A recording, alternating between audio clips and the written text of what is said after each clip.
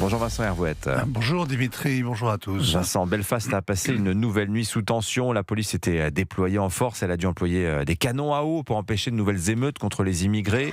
Comme la veille, le soulagement domine, mais aussi le déni et le mépris, Vincent. Alors le déni, c'est celui des autorités qui dénoncent les réseaux sociaux. À les écouter, on croirait que la propagation d'une vidéo a provoqué l'émeute.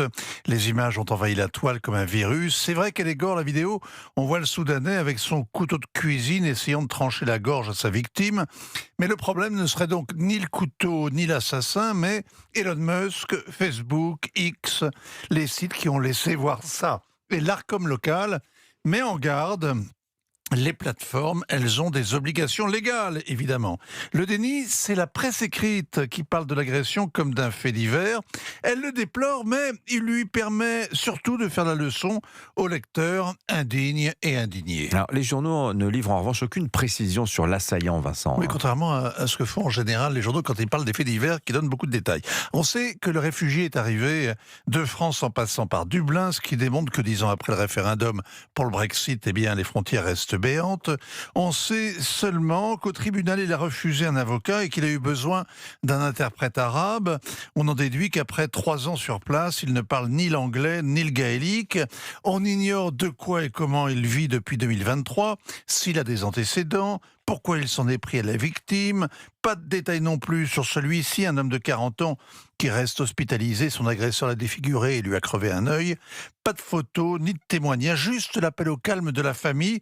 Aucune précision sur les 3 passants qui ont sauvé sa vie. En fait, on ne sait rien. C'est un fait divers aussi abstrait qu'un colloque sur les bienfaits de la diversité. Mais à défaut d'infos, Vincent, il y a surabondance de moraline. Alors le ministre de l'Intérieur de l'Ulster dénonce ceux qui ont instrumentalisé la peur légitime que les gens ressentent face aux événements. Sous-entendu, l'extrême droite, l'étiquette infamante englobe large, pas seulement Tommy Robinson, mais aussi Nigel Farage, et puis aussi tous les élus qui ont dénoncé les ravages du politiquement correct dans la police après la mort d'Henry Novak à Southampton la semaine dernière. C'était les émeutes dont on a beaucoup parlé.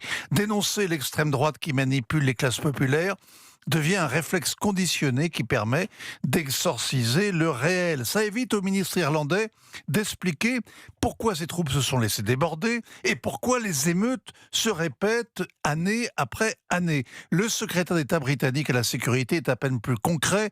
3 arrestations ont eu lieu, d'autres suivront, a-t-il promis. On comprend que le guet veille. Il n'empêche pas des tueurs étrangers de jouer du couteau, mais il va attraper ceux que la colère aveugle. Lui non plus ne se risque pas à expliquer pourquoi soudain les gens, c'est-à-dire les gens simples, pour ne pas dire les gueux, deviennent enragés, chaque année plus nombreux.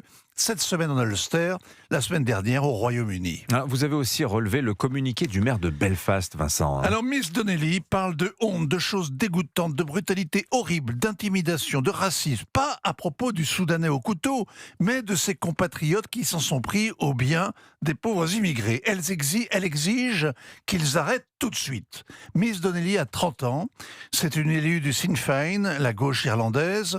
Elle a été intronisée Lord Mayor la semaine dernière et elle concluait ainsi son discours. La diversité enrichit nos villes, notre ville et la vie de tous nos concitoyens et je défendrai cette diversité cette année. C'était le 1er juin, c'était son premier discours et tout son programme. Le contraire de la nouvelle doctrine stratégique américaine qui affirme que l'émigration de masse constitue une menace existentielle pour la civilisation occidentale et compromettre la stabilité des principaux alliés des États-Unis.